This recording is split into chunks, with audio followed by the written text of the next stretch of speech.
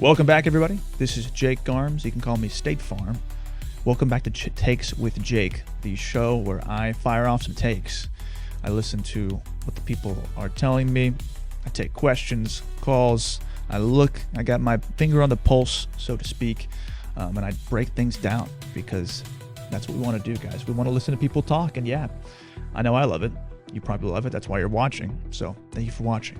Today, we're going to be talking about the movie theater experience, and of course, the slow or not so slow decline that we're seeing in movie theaters. We're going to break down the reasons, the history, the causes. I'm going to talk about possible solutions. We're just going to analyze. Oh man, I'm losing train of thought here.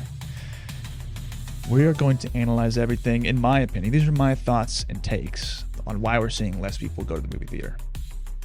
Now, the first big reason that I think we're seeing such a decrease in box office earnings, so many people choosing to stay at home instead of going to the theater, it's streaming. We all have streaming services: Netflix, HBO, Hulu, Disney Plus, Paramount Plus, NBC, Peacock, you name it. There's an MGM Plus, an AMC Plus. I think they have a plus for pretty much every company on earth now, and it's all in streaming. Now, a lot of people are just simply opting to stay at home as opposed to going to the movie theater. The passion and the love for the theatrical experience is still held by many people, but we're seeing it deteriorate, and it's being chipped away at just little by little. A lot of it really took off following the pandemic, right? Movie theaters shut down, movie studios and corporations, they didn't know what to do. The logical step was to go to streaming. So we had day and date releases of movies coming out in the theater and then on HBO Max at the same time. Dune Part 1 is a great example. I went and saw that in IMAX in the theater twice. It came out on HBO the same day that happened. This is a big reason it had a bit of an underwhelming box office performance, and why it's been such a weird kind of road back to recovery. Quoting Dan Merle, he's one of my favorite YouTubers who tracks box office earnings week to week and analyzes them pre-COVID. And since then, it's been very hard. It's been a tricky battle for theaters to get people back in the seats, and streaming is just a big cause of that. The studios are able to produce content quicker, cheaper, and just throw it on their platforms. And they realize that with people cooped up during COVID, let's be honest, people have gotten a little bit less social, a little bit less inclined to want to leave their home, especially when they have something so convenient right on their TVs, right on their phones. The algorithm's already made to bring up the type of movie and TV show you want to see. And now that leads into my next point. The price of going to the theater, it's not so cheap anymore. And you could say that about a lot of things. I think it's pretty tough to pay for really anything these days.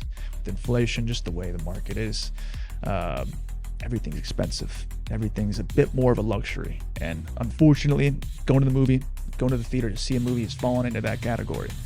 Now, I pride myself on going to see every big release, any movie that I think would be worthwhile. I'll keep I'll watch out for articles about my favorite directors, my favorite actors, the next project they're working on. But a lot of people aren't that invested in movies. They just want to be entertained. So they're opting for the cheaper, safer, more convenient option, as opposed to spending $15 on a ticket, $10 on popcorn, $5 on a soda, to go all the way to the theater and drive and sit through half an hour of trailers and watch a movie. Why do that when I can just sit at home, sit in my home theater, or fire it up on my iPad? So you're seeing that as well. Now, I mentioned the movie studios earlier. I want to go back into that. The studio landscape is in a very bizarre place, whether it's Warner Brothers, Paramount, Disney. A lot of movie studios are throwing way too much money into big franchises and IP, recycled IP, that's long overstayed its shelf life. We've seen Disney do this for the better part of a decade, recycling their animated classic movies and then churning them out with these live-action, dull, lifeless remakes, literally shot-for-shot remakes. Marvel Machine is still going, maybe not as strong as it once was pre-COVID, And of course, we have these franchises that are just these studios refuse to let them die, whether it be Fast and Furious, Jurassic Park, Scream, Insidious, Conjuring, these movies that have just been milked dry. But the studios, they saw how popular they once were maybe a few years ago and think that they're worth throwing hundreds of millions of dollars into. They think that people will show up with little marketing. One of the biggest box office bombs of the year was Tron Ares, another recycled Disney IP, a legacy sequel to a legacy sequel that has no returning characters from either film. I think Jeff Bridges pops up, but come on.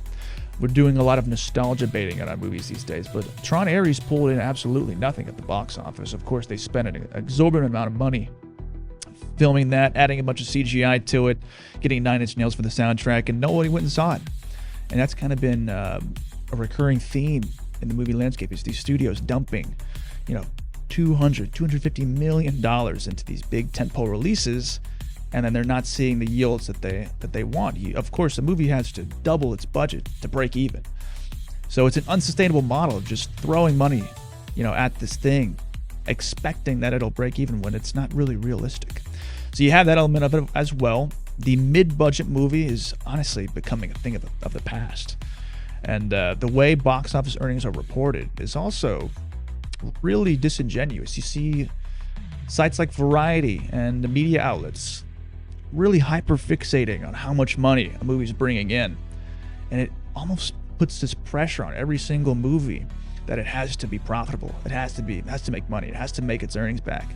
When the focus should really be, was the movie good?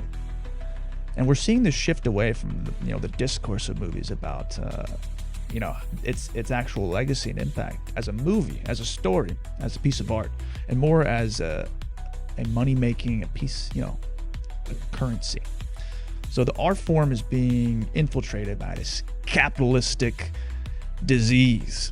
Everything is about how profitable it is. And because of that, we're seeing studios take less risks. Of course, we still have some great directors who are carrying the movie landscape right now.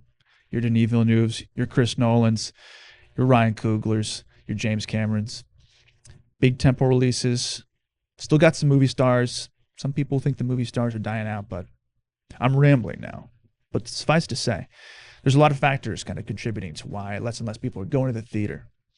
And I think hopefully we can change that.